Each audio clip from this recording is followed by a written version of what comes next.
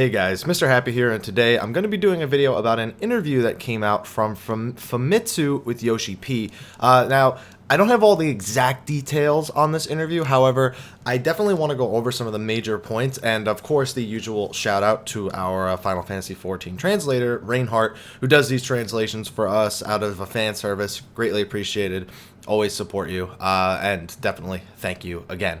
But we're just going to run through this, and a lot of these are really loose translations. You know, Reinhardt's a busy guy, so he gets these translations done, and the fact that he even does them, I'm grateful for that. So some of these things may be a little unclear, and should they need any sort of clarification, I'll just add an annotation at some point, well, if we get any more information about it at a later point. So keep in mind, look at the date of the video, because this information is subject to change, of course, as is everything that a game developer says before it actually happens. So we're just going to go over some major points with this one. So the first one was the most interesting one to me, and I think you guys know why. And the rough translation was bards are getting one of their skills moved to another job. Now, that could mean a million different things. That could just be a translation of them talking about an archer ability. Maybe Raging Strikes is being moved to another job. Maybe Bard's Rain of Death skill is getting a new effect, while the Warrior Storm's Path is gaining Rain of Death's old effect, all but on a single target.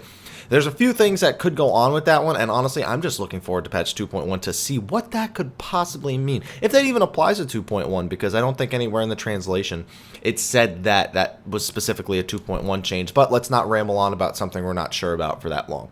Now, this next one, jobs that couldn't get enough DPS will be able to output as much as black mages can. This is after, of course, the double flare bug fix. I don't know how true that is, but we have to see the changes for Dragoon, Bard. We have to see any other changes that are coming out. The Grease Lightning changes are... I can tell you right now, a monk could have competed with a black mage previously pretty easily.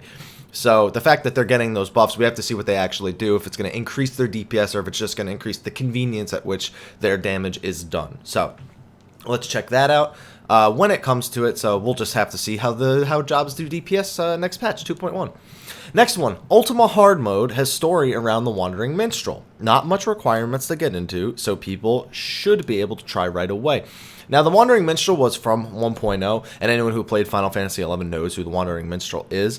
But I don't want to spoil what that is, since there probably will be, since it says it has story around it, I won't spoil it for anybody about what the Wandering Minstrel, what his purpose is.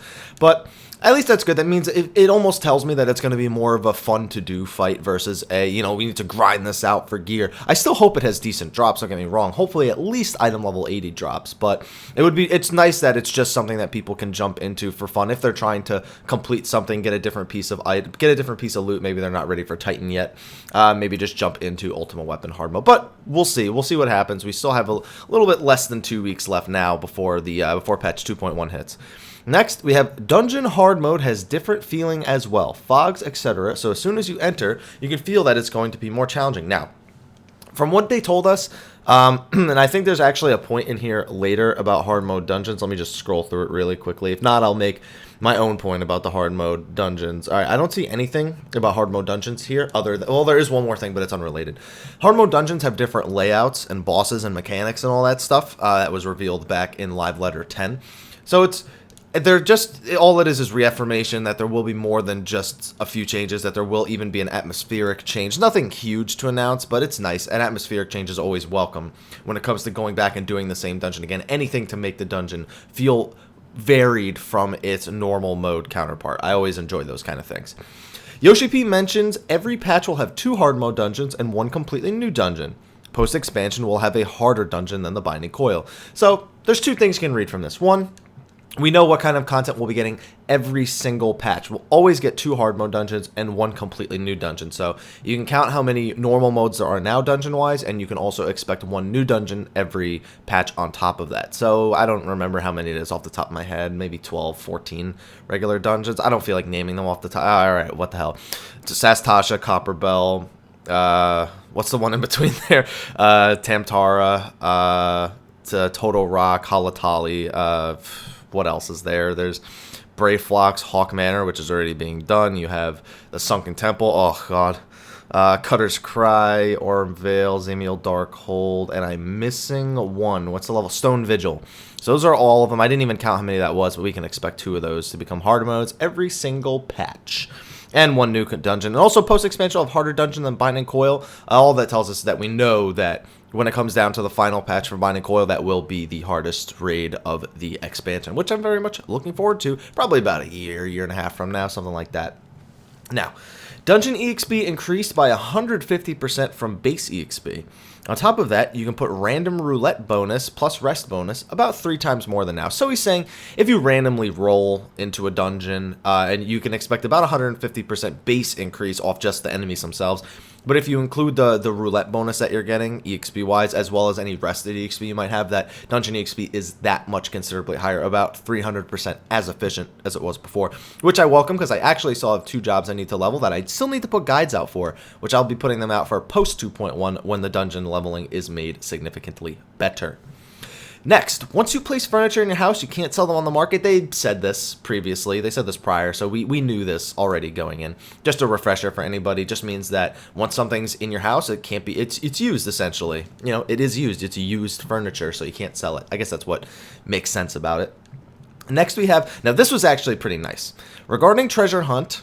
The feature, which there actually is more on below. When you try to open a chest, there is a trap spawning mobs. Can be soloed, however, grade 5 should have a party to win. Now, before I say anything, I'm gonna match this with another fact. Treasure hunt. Gatherers find maps, battle classes can open.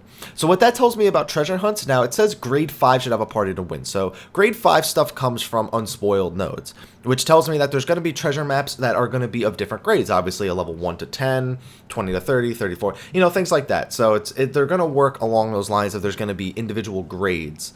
So grade 5, likely being unspoiled nodes, will require a small party, probably just, you know, maybe 2 people. Maybe 2 people with 2 chocobos, somebody who actually gathered all this information into one post. They expressed that themselves. I too would very much like to see that to encourage more use of the chocobos, especially in the open world scenario.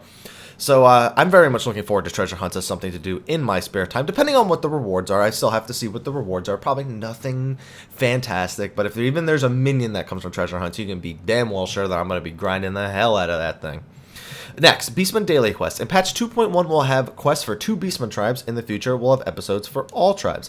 So all that tells me is that of the 3 major tribes, which I'm assuming they'll do to those, which are the Amaljaw, the Kobolds, and the Ixals, that 2 of those will probably get some attention in patch 2.1. So in patch 2.1, just expect that. And then more with the Sahagins and the Sylphs, and expect those to come later. Basically, don't expect every Beastman to have a Beastman quest right away. We'll wait for the future episodes to get all of the Beastman tribes involved. Next, and this one was great. Yoshi-P mentions they're going to have Final Fantasy XIV up on Steam. Can't complain. I mean, I already have the game, but Steam is definitely a much easier platform to buy the game through. I bought Final Fantasy XI through Steam at one point, and it was definitely easier than trying to run it naturally. It still runs into the problems where you still have to go through all of Square Enix's menus, and technically Steam is just another menu on top of that. It can be chaotic, but as long as it's reaching out to a new, wider audience, I'm perfectly okay with that. People who refuse to play anything, what's on Steam? And this person also expressed that same whatever word I'm looking for. I can't think of the word. They expressed that same sentiment that if it's reaching out to new people, especially people who are diehard Steam users, then I'm perfectly okay with that as well. PvP will have a rank. At 2.1, you can rank up to 30. All that, I don't know what that means. I mean, I guess it makes me wonder, because you can rank up to 30 means, I'm thinking of it along the lines of a free company rank. You know, you do PvP and you rank up over time. That's fine. But what's confusing is, what does that mean for ranking against other teams? Like, is there going to be an individual point system as well to discuss, hey, you know, your team is at this, you know, height of the ranks? Is there going to be something to monitor that, or is it literally just going to monitor how many teams are at rank 30 or even more importantly, will you lose rank points when you lose a match, or will you gain rank points when you win a match? That too could work, as long as they have some way of tracking the points that you have versus other teams, sort of that you can see a bracket. But it's just important in PvP. It's nice to know what place you are in respect to the rest of the game. So I'm hoping to see a little bit more information about that. That's just a little bit odd to me, that statement. It doesn't really tell me much. I'm just looking forward to see how it's expanded upon in the live letter 11. Next, and this one's a big one for you summoners out there, Yoshi-P mentions in 2.1 summoners Bane will increase. Now, for those of you who don't know, Bane is the summoner ability that allows them to spread their dots onto other targets. It has other effects to it, but that's the basis of it. It spreads their dots, but it has a maximum of 3 targets that it can spread to. Now, because of that, in situations like turn 4 where there's 6 mobs, or if there's any time where there's more than 3 mobs, Bane doesn't perform nearly as well as the Black Mage. On top of that, since Bane is all damage over time, the AoE that it does is not that great because it has to be done over time, as opposed to Black Mages and Bards and Monks, all who do their damage instantly to all the targets that they hit. There is no cap to how many targets they can hit. It doesn't feel as powerful either, so it's good for things maybe like jails, like spreading your dots to a jail or spreading your dots to a conflag in turn 5, even spreading it to the Dread Knight in the phase 4. It's good for things like that where it's just basic. You know it's only going to one target. It doesn't need to kill everything. It just needs to make your dot application more steady and more reliable so people don't go, oh, well, you need to take all this time to put up dots. However, the fact that it had a cap to how many targets it could spread to, it was just stupid to me. Just made summoners less desired than Black Mages. This should be definitely a nice change alongside with the pet macros that we'll be adding. I cannot wait to do a new summoner video once the pet macros are out, just on pet macros and how to use them efficiently. I've already come up with a ton of ideas, but we'll save that for another video. Now, this is going to be important to you people who are out there who can't wait for the Crystal Tower, who are planning to, gear up other jobs that they don't want to spend mythology on, or they maybe aren't getting coil drops on their 2nd, their 3rd, their 4th jobs, things like that. Crystal Tower, loot restriction is 1 item per week.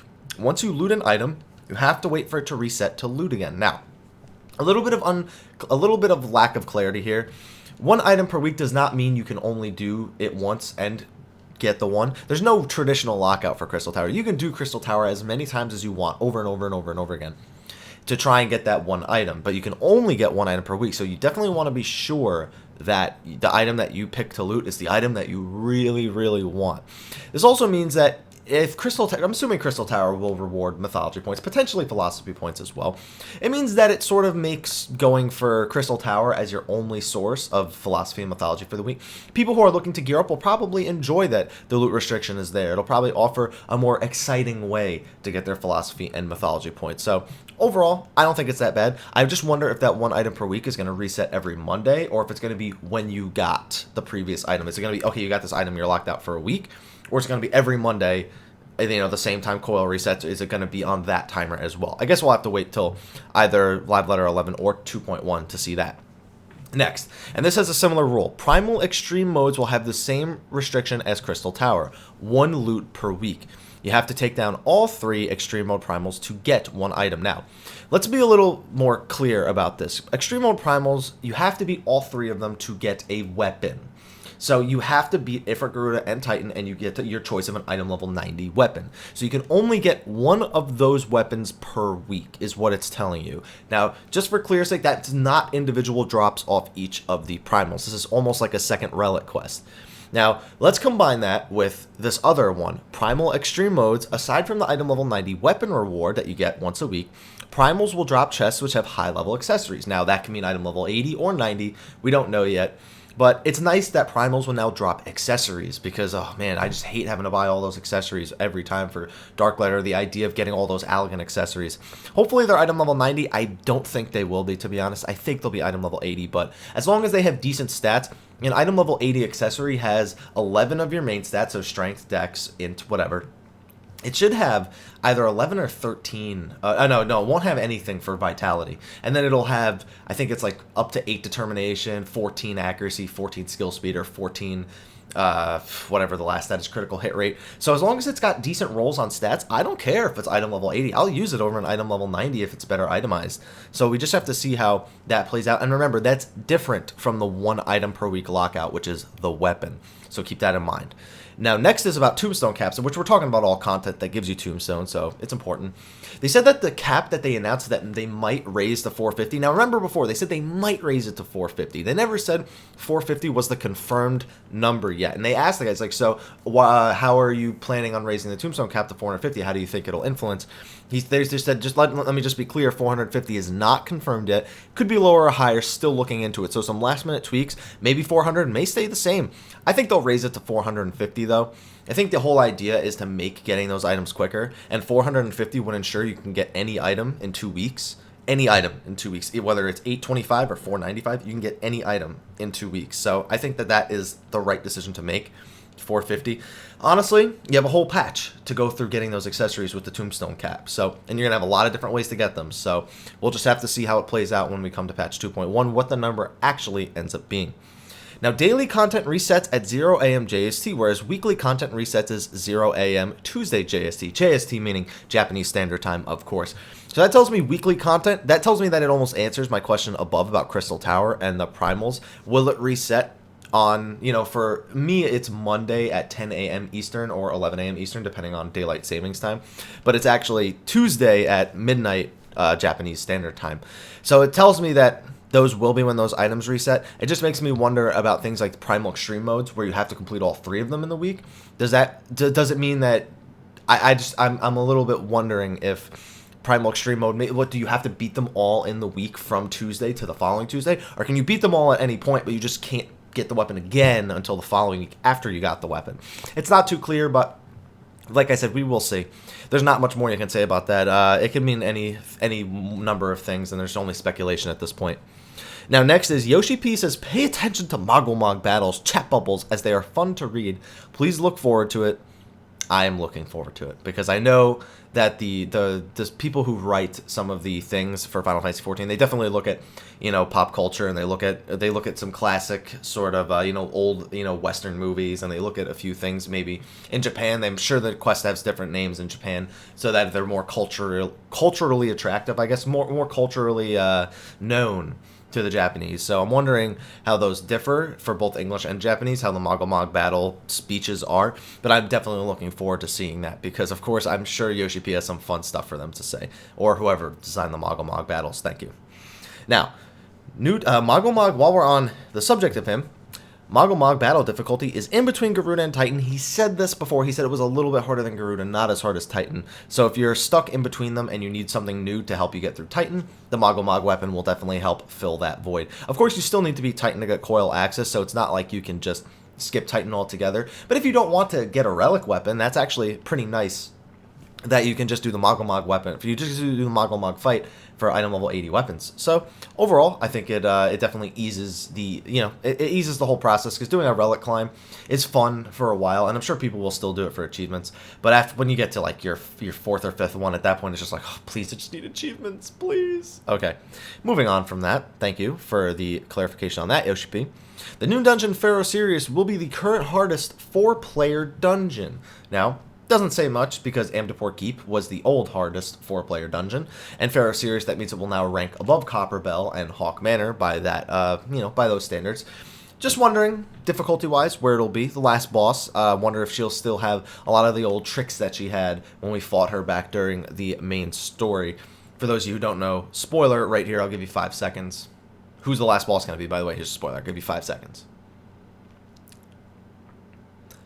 Okay, last boss will be Siren. They've already stated in an open preview of the Pharaoh series that the last boss is a Siren that's been inhabiting the Umbra Isles, and that she has made Pharaoh series her home for her and all of her undead pets.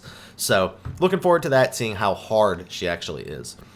And at live event before 2.2, they want to do a Titan hard mode battle and an Ultima hard mode challenge, which would be cool to do those challenges live. They definitely rank above the Titan easy mode and the Ifrit easy mode and the Garuda easy mode, whatever they were doing before. I think they went right from Ifrit to Titan. I don't think they ever did you know, I beat Garuda. They should do it, I beat Garuda. Because then what's the new shirt gonna? I would like an I beat Ultima weapon shirt, but I beat Titan hard mode shirt, doesn't seem as cool as the original I beat Titan shirt. And also says, for example, at 2.3, they want to do Leviathan hard mode and Ultima extreme mode. Now, they said, I don't even know. That just opens up a world, because they've been talking about Ultima hard mode. They've been saying, we don't really know if we want to call it Ultima hard mode or Ultima extreme mode. We don't really know because of the way we tune the difficulty. This tells me that they're going to call it Ultima hard mode for 2.1, and that in 2.2, they're going to do Ultima extreme. Now, I know I just said 2.2 and 2.3, but they're talking about live events before a patch, so before 2.2 and before 2.3. So they're going to be using content that came out the prior patch. So what that tells me is that Ultimate Extreme Mode will be about the difficulty of Leviathan Hard Mode, and that Ultima Hard Mode will be about the same difficulty as Titan Hard Mode. At least that's the way that they're making it seem ranked here, and that they will be doing live events for them. Very excited that there will be an Ultimate Extreme Mode, though. Just one of my favorite fights, and I just can't wait to do the Ultima Hard Mode fight. And be sure, of course, I'll be doing a video for you guys about that fight. And finally, for the World Tour, actually not finally, there's one more point after this. I don't know why I said finally. So for the World Tour for Europe, there's going to be a tight schedule for Europe. So it would be too tight to go to the UK, France, and Germany for 3 different events. So they're just going to do it all in one country. So if you live in Europe and you are looking forward to the fan festival, be sure that you find out where it is before you even think about getting your tickets, because it might be a little bit inconvenient for you if you were expecting it to be in any one of those 3, or if you were in any of, or if you could have gone to any of them, which one would have been the easiest for you. And the final point was that the Ancient Labyrinth, which is the first floor of the Crystal Tower, will have 4 bosses, which is nice.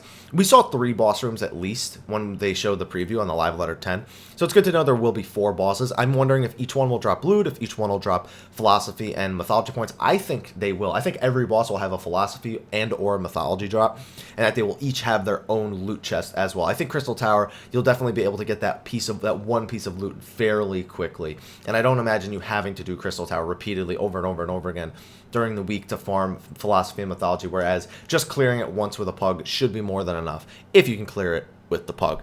Anyway, guys, that was all that there was in the Famitsu interview. We're waiting for one other interview to come up, and I will be sure to post the information about that. Also expect the video trailer for Patch 2.1 to come out in the next few days, if not before the end of this week, very early next week, I'm expecting it.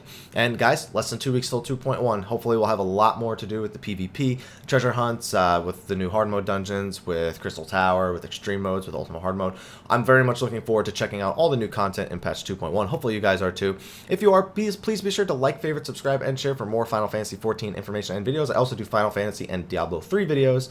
Also, be sure to follow me on Facebook, Twitter, and Twitch. You can follow me, get updates about what I'm doing, when I'm posting videos, what I'm doing in game. Just have, shoot me some questions, do whatever. Or you can follow me on Twitch and you can watch me stream any one of those games that I just mentioned before, and you can hop in and ask me questions if you have any. But anyway, guys, thank you for watching, and until next time, take care.